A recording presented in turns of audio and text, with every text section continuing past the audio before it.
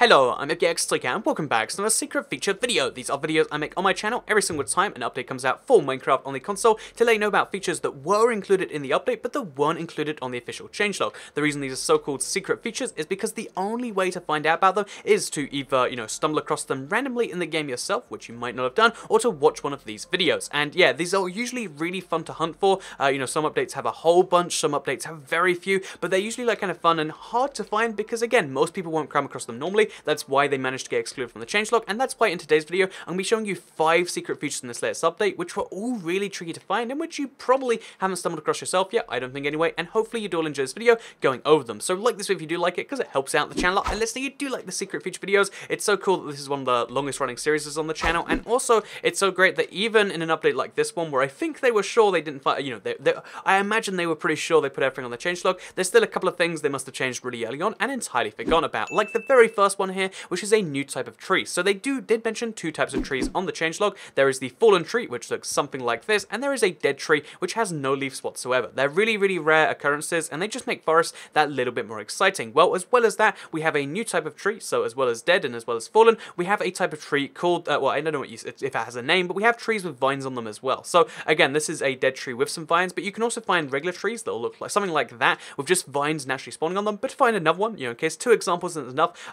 just that forest over there, again, entirely different forest, it's not a one-time occurrence glitch. All the way over there, you can see how forests sometimes will generate trees, oak trees that is, with vines on them. This is something that previously used to only exist in swamp biomes, where it still exists like all the time, but now you can find vines in regular biomes, which means you don't have to go to a swamp or to a jungle to get vines. Vines now exist on just random regular trees, as you see right over there. I mean, it's a little bit of a warmer biome, but still, you can see how vines will just spawn on rare, fairly normal random trees. And that was one that Echo actually told me. I haven't seen anyone else spot that yet, so that's a cool little find right there. The second cool little find is actually to do with sugarcane. So one of the exclusives the Bedrockers had for a while is actually the ability to bone meal sugarcane and make it grow instantly. This is something that's weirdly absent from the other versions of the game, and as you can see, now you can do this on the console version too. So if you have one bit of sugarcane and you want to turn it into lots really quickly, what you can do is you can use your bone meal and you can bone meal instantly like this. And unlike a lot of other things where there's phases and it takes a lot of bone meal, every single sugarcane you place will only take 1 bone meal to turn into 3 sugarcane. So yeah, sugarcane is one of the most efficient uses of bone meal.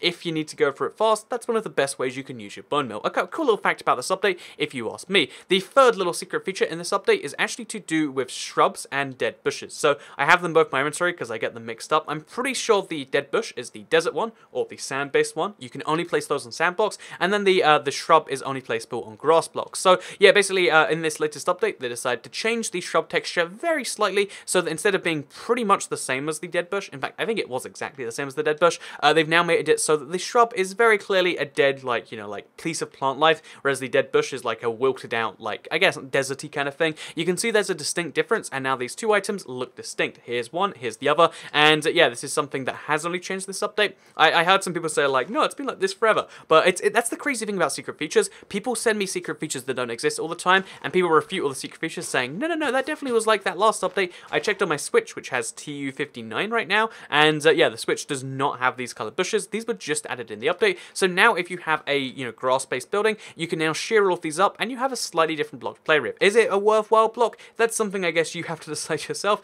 but it is something that you might not have spotted before, and you might not have known about. So next up, we have the cauldrons over here. So cauldrons, as you all are aware, you can put water in them, and then you can dye that water. That's pretty great, and it's a new way to dye stuff, but realistically, you're not going to use it that way. However, there is a second thing you can do with the cauldrons. It was mentioned on the changelog you could put potions in here, but it wasn't mentioned in the changelog that you can use those potions to do something interesting. So if you're not familiar what you can do, again, here let me show you. You can put potions in a cauldron, and then you can later use the glass bottles and take them out. They're like a storage place for potions if you want. Also, this is way too loud. But yeah, basically, what you can also do with this that you might not been aware of is you can actually dye some arrows. So every single time, so it takes 16 arrows for every single, potion you have there, but you can now put potions on arrows without having to have lingering potions. Right now, it's a recipe that you have to craft, whereas in this latest update, now you can put, again, arrows into put potion into a cauldron, and then if you take some arrows, you can then dye those arrows, or I guess it's really like crafting them, putting tips on them,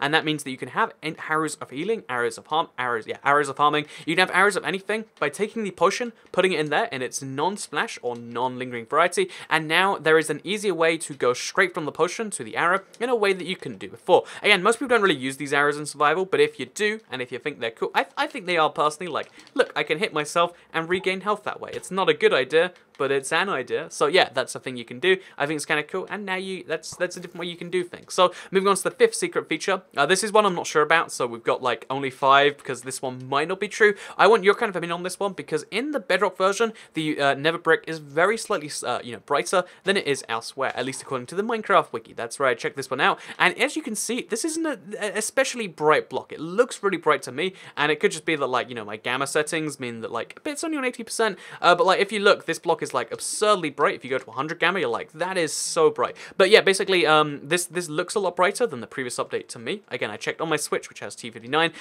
The block looks absurdly bright in all situations, but I need your clarifications on that one. Like, what does on your settings are the same stuff? Does Nether brick look brighter to you, or am I imagining that one? Because the Bedrock is lighter on the Bedrock version, and Nether brick is brighter on the Bedrock version, and I'm not sure if that transferred over. So the 5th secret feature, or 6th, if this one is correct, because I'm not sure, I'm kind of suspicious of it, is actually to do with the horses. So as we all know, they changed the horse model in this update, right? And that's a fairly normal thing. They changed the vanilla horse texture, but what if I said they actually didn't just change the vanilla horse texture, they changed every single texture pack for the horse. So again, secret feature because it's not mentioned, even though this is their stuff. So we go back out to the game and we'll pick any texture pack you want. We'll pick a crazy one because it'll be funnier. If we go in with, like, I don't know, like if we go for the cartoon texture pack, then, oh, that's not the right button. Whatever, we're here in an offline game now, apparently. Then you're going to see how the horse texture has been changed in every single one of these textures that I've noticed at the very least. So as you can see, now the horse looks different in every single texture pack.